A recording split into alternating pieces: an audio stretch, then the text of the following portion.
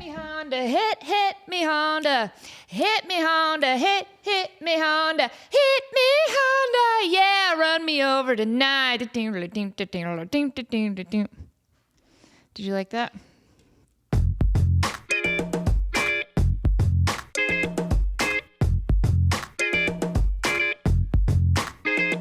What's up, guys? Welcome to episode 43.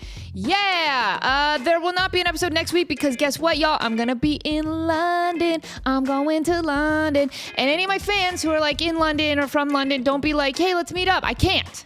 Because I'm doing stuff. I'm going there for a specific reason, and it's going to be so awesome. It's going to be the greatest trip of my whole entire life. And I really am trying to just set it up that it's going to be the greatest. You know, I'm manifesting it. I hate that word. I hate that. I can't even believe I said that. I'm putting it onto the universe. No, it's going to happen. Because I believe it's going to happen, and it's going to happen. It's going to be great. I'm not checking a bag this time, because I don't know if y'all remember, last time I traveled abroad, I checked a bag, never checking a bag again. British Airlines is like, we have no idea where your bag is. It's gone. It might be in the ocean. It probably is. Probably been eaten by an orca whale or a gang of them. It's gone. We don't know. And so we were in London for so many days, and in Dublin. We were gone. We were in the UK. We were doing the thing. Come on, you can come up. Come on, jump. You're good. They lost our bags. We had nothing.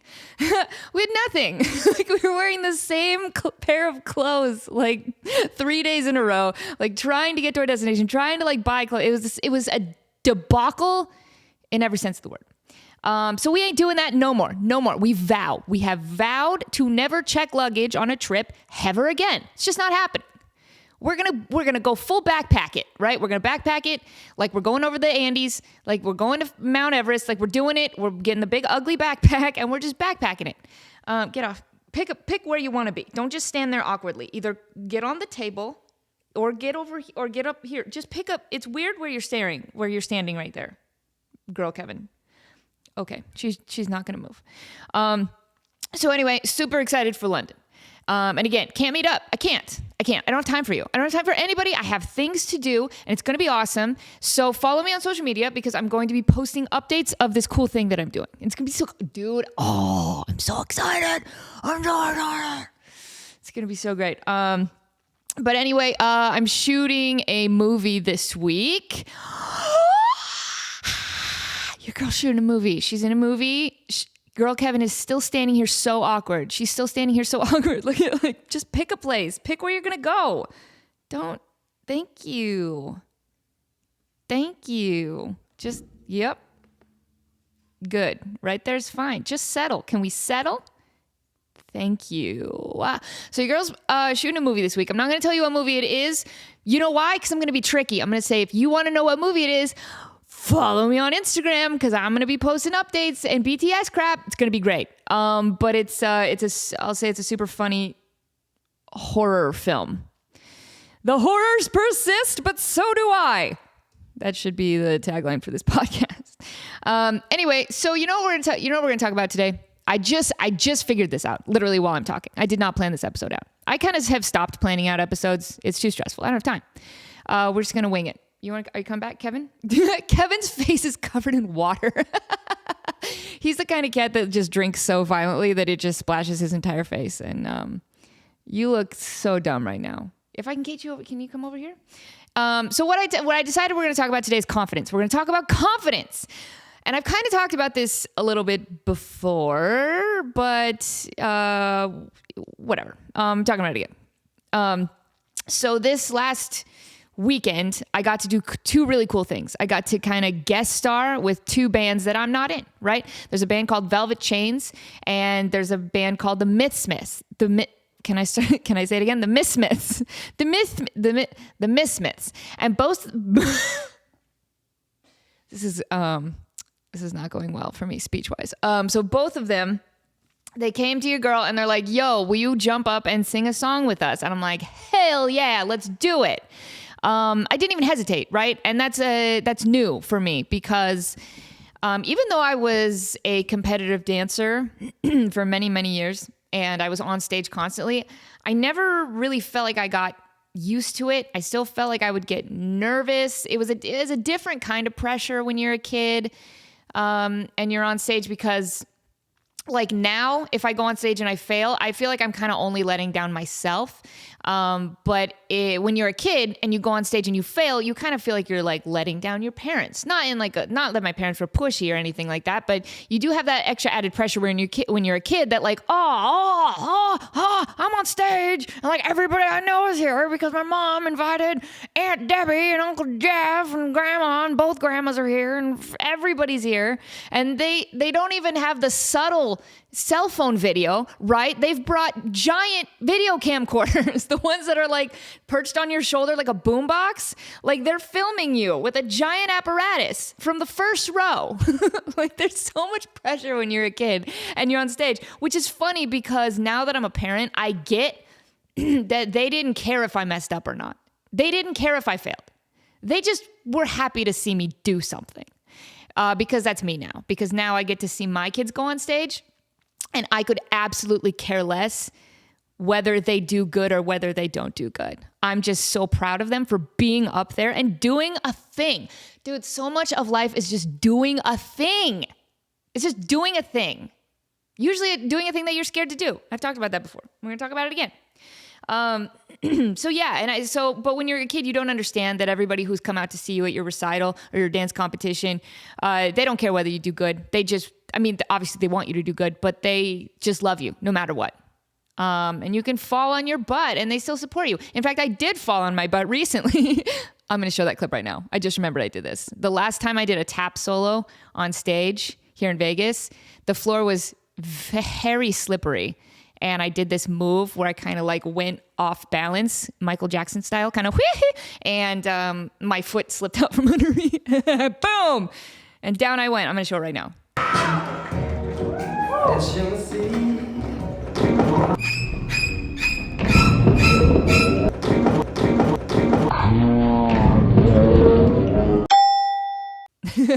I'm remembering that for the first time in a long time.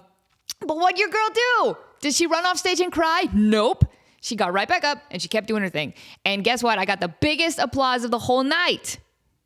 It was sympathy applause, but I don't care. Still the biggest applause of the night. And I earned it. And I was sore for 2 weeks and it's fine. But yeah, so that's the sound of the dog food. The dog is on an automatic dog feeder. So yeah, it's right about now. Just ignore that.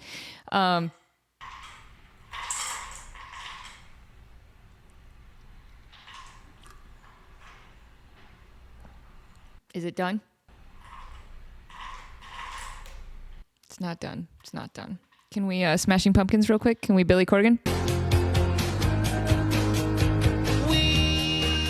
Oh, that just reminded me. I had a dream last night that I was at TJ Maxx and somebody at TJ Maxx was being mean to me. And I was like, do you know who I am? This is a true story. I mean, it's a true story that happened in my dream. But I had a dream last night that I was in TJ Maxx and they were giving me some kind of guff for some reason and they were not being nice. And I was like, do you know who I am? I put you on the map. This really happened in my dream last night. I'm like, I have sponsored myself by you guys without you even knowing, and I've put you on the map. Like I told people about TJ Maxx. Like no one would know about TJ Maxx if it wasn't for this podcast, because I do this all the time. You should go TJ Maxx. You should go. What was I talking about? Okay, so when you're a kid, there's like that pressure, right? That if you do bad, then you're a failure and your parents hate you and all this stuff. But when you're older, it's a different kind of pressure because you have more context for things. You expect more from yourself because you know more and you've done more. So when you're an adult and you're going on stage, you're like, okay, Lisa, like you're mustering up all the courage that you have, your like past experience, you know, this and that. Okay, you've prepared and you're ready and you do the thing. And, you know, but then, you know, when you fail, you kind of just like, I guess I've just kind of failed myself, you know? But if anything, I've learned that whatever the thing is that you're scared of, that makes you nervous, you just have to do it so much. You have to do it so much. Before I was in a band, hold on. Liquid Death, sponsor my podcast, please. I love you. Look at how I'm drinking you currently. Before I was in a band, I loved being on stage, but I did it so infrequently that every time I was on stage, I got knockety knees syndrome. Your girl got so knockety knees, mine, I can't even tell you. It seems like such a cartoon thing, right? Like I'm Bugs Bunny. Like I'm about to go on stage and my knees are like knocking together, like, I'm so scared. But it really, really happened. My knees would get shaky. And then I couldn't stand on stage because my knees were so shaky. And it was so annoying because when you're an adult, you're telling yourself how stupid it is. I was telling myself, hey, why you got knockety knees? Don't have knockety knees. It's going to be fine. You're an idiot. This doesn't even matter. In the course of everything, nobody's thinking about this or caring about this as much as you. It's just going to pass. Time's a construct. Nothing matters. Go out there and do the thing and stop the knockety knees. And somehow that makes the knockety knees worse. So love being on stage, but the knockety knees was a real problem, right? But now I'm on stage all the time. I'm on stage constantly. Like a couple weeks ago, I was on stage with three different bands all in one night, and basically 5 performances in the course of 3 days. Didn't have time to get nervous, right? Now I don't really have time to get nervous because I have so many other things I'm thinking about because I do it so often that it's a job. So Sean was telling me how cool it was that I was singing with the Misfits. So first of all, I got to talk about the Misfits. Misfits. That is hard to say. So they're a Misfits / the Smiths tribute band, which I know you're thinking, huh? But they half sing Misfits songs and they half sing Smiths songs, and they also have some original songs in there, which very much sound like a mixture of the two bands. But they wear like skull makeup, but yet like the main guy's name, his name is Morrissey, right? Instead of Morrissey. And he sounds exactly like him. Like I'm listening to them sing these Smith songs. I'm like, oh my gosh, I'm watching 500 Days of Summer right now. Like he sounds exactly like the song on the soundtrack. And they're amazing and they're super funny. And they've got that like bare naked ladies banter on stage where they're just kind of roasting each other and they're having so much fun. And I love the theatrical element. So when I was singing Misfits songs with the PTA, I posted video of it on my Instagram that you're going to follow because you want to know what movie I'm in this week. And you have to follow if you want to know. I'm blackmailing you. So somebody, actually Nick from a band called Five-Headed Cobra, sent the Misfits my video of me singing a Misfits song. Other people tagged him. And long story short, they contacted me and they're like, hey, we're going to be in Vegas on June 1st playing Dive Bar. Do you want to just jump up on stage and sing a song with us? And I'm like, yes. And that's how quickly it happened, right? It just happened so quickly and I didn't even hesitate. I'm like, yes, we're doing it. And so I'm standing just off stage, right? Ready to jump up on the stage in front of real actual humans with eyes in an audience watching me. I don't even know these people. I just met them. I learned about them online and then I showed up and I met them briefly before I went on stage, never sung with them, never rehearsed with them. 3 years ago, Lisa, this is terrifying. I got knockety knees so bad, I'm falling over, right? Like knockety knees just, I mean, my legs are breaking in half. I got such bad knockety knees syndrome. But now I'm just standing off stage and I'm just like chilling, like waiting for my song to come up. And Sean was like, do you know what mic you're going to use when you get up there? And I was just like, whatever. It's fine. Like, I'll just grab one of them.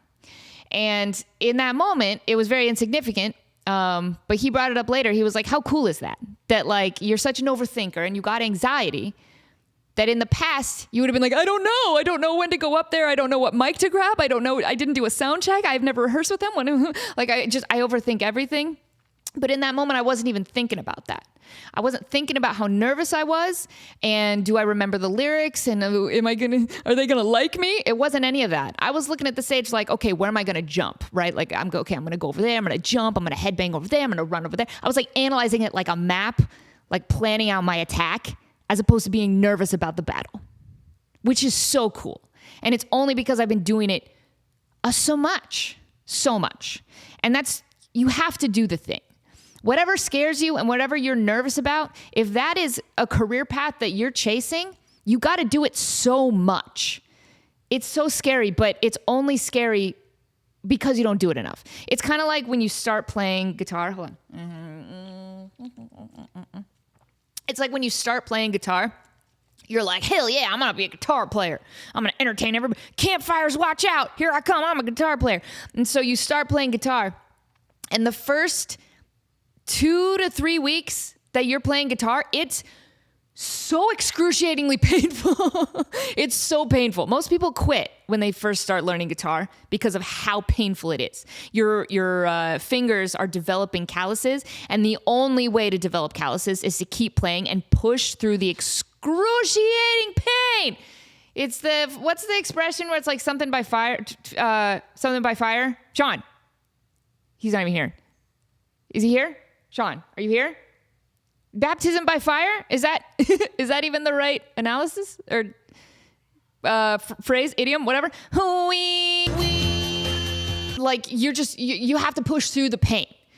And then once you get through the pain, that's like your initiation. That is like your college hazing when you're learning guitar.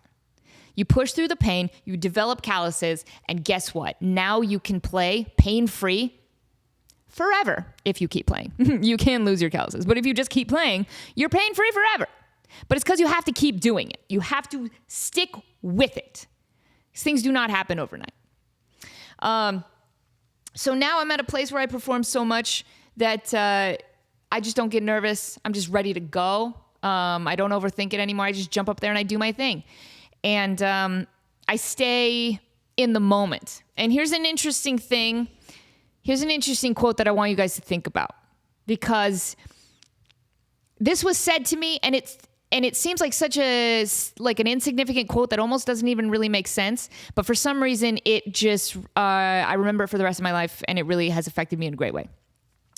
So my makeup artist, Michael Johnston, on All That, he did my makeup my entire career on All That.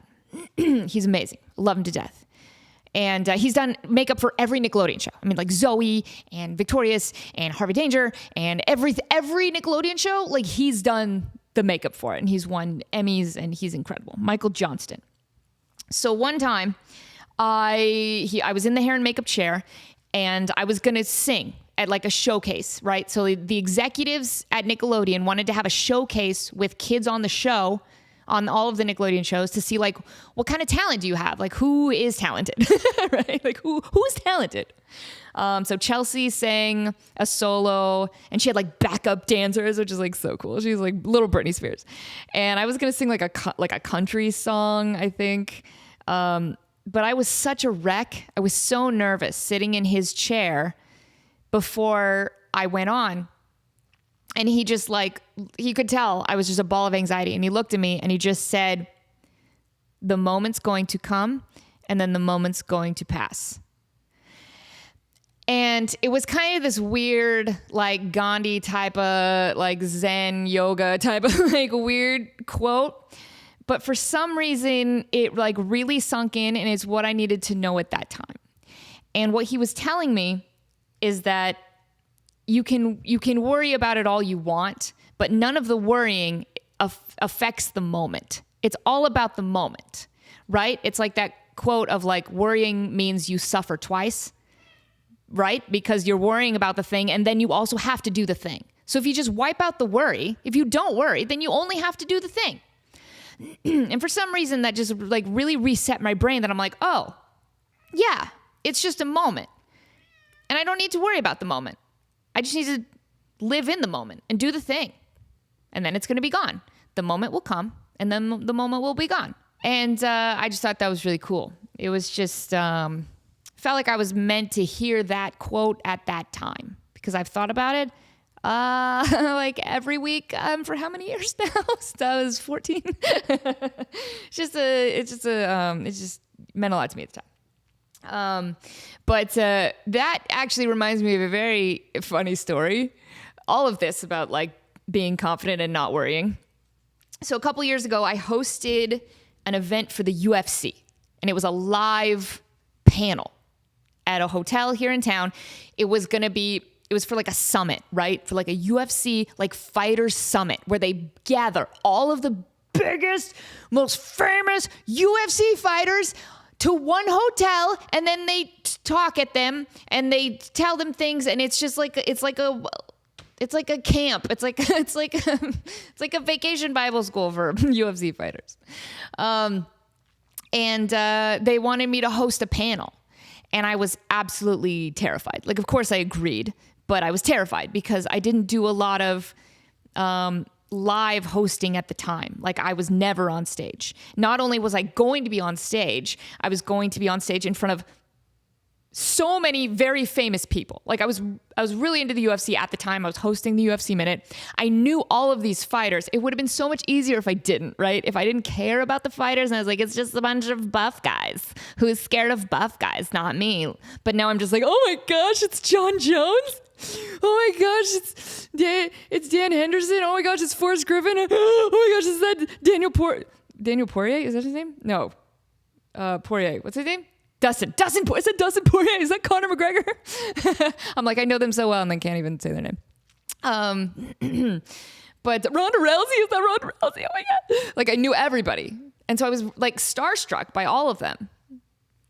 So I was absolutely terrified, and I was way more scared than I should have been because I just didn't do it very often. I should have had confidence. It was all going to be fine, but I was so out of my mind, nervous, that here's how I started the day. I got to the hotel and I went to the wrong bathroom. I'm in the area with everybody, like the lobby kind of area, like before we go into the ballroom, and there's restrooms, and I'm like, I need to use the restroom before I go on stage, and I walk into the men's restroom, and I'm in my cute little dress and my high heels, and I'm sitting in the bathroom, and I'm going to the bathroom, and I hear a bunch of guys walking in. I'm like, oh no. I'm already so nervous, and now I've gone into the wrong bathroom. And I'm sitting in the stall just like, how do we play this? Because clearly my shoes are high heels. Like, you're going to see them under the door. And there's so many UFC fighters in there, right? Like, I'm waiting for a break. I'm waiting for a time when there's no one in the bathroom where I can sneak out stealthily. Guess what? Break doesn't come. Like, it's right before the panel. So everybody's just like hitting the bathroom. There's tons of fighters everywhere. Again, they're all like big, buff, like good looking guys. And I'm hiding in a bathroom stall in the men's room because I don't know what to do. And I'm like, this is not ideal. This is not ideal. I'm already scared. And now I'm trapped in the men's room. And it wasn't even like I was in a stall off to the side where I could just like sneak out and then run out. I was like right in the middle, and there's mirrors everywhere and there's men everywhere. And I'm like, this is not going according to plan. So your girl just had to leave. She had to just open the door and walk out and leave. And lots of men saw me. And then on top of that, they're probably like, she also didn't wash her hands.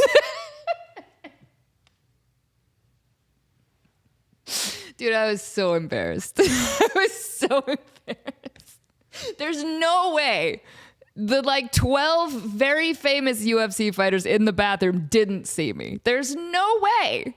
And then 20 minutes later, they saw me on stage. And there's no possible way that all of them weren't looking at me like she went in the wrong bathroom. So I guess the moral of the story is that when you're nervous, make sure you read the signs outside the bathroom. Don't get so nervous that it clouds your judgment and clouds your eyeballs, so you can't read the difference between men and women, and the white guy with the hands, and then the white symbol girl with the dress. You know, there's the men's restroom guy, and then there's the women's restroom girl with the triangle dress. Just look for the triangle dress. Don't be so clouded by your own nervousness that you don't see the triangle dress. The triangle dress is important. But if I would have just,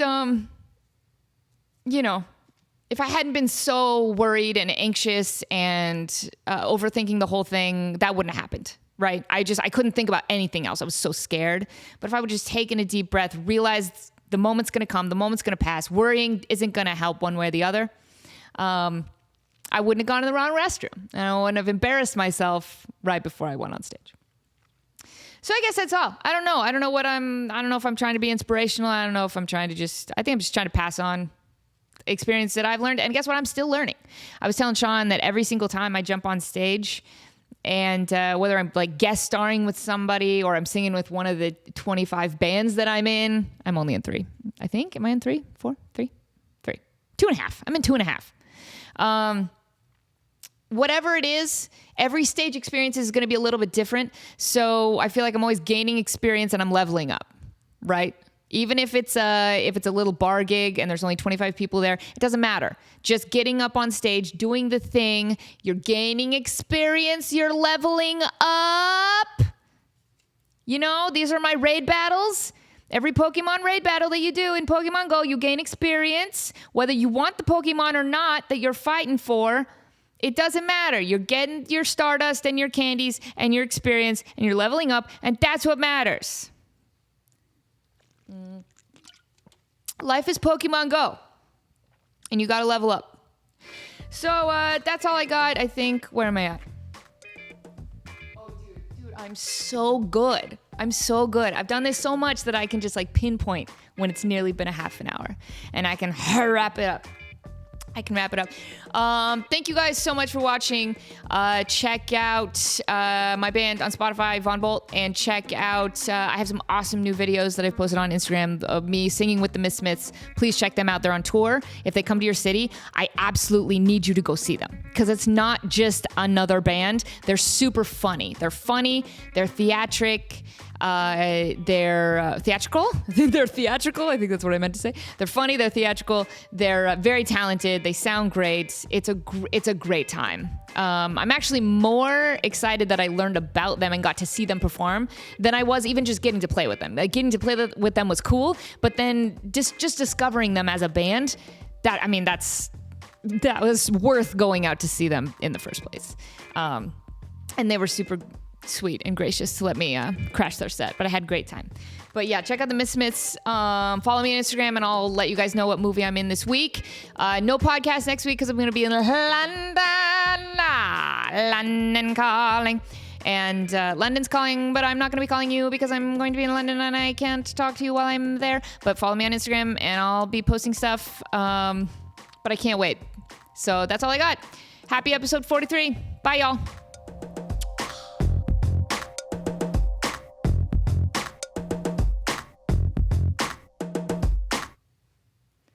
Hit me Honda, yeah, run me over tonight.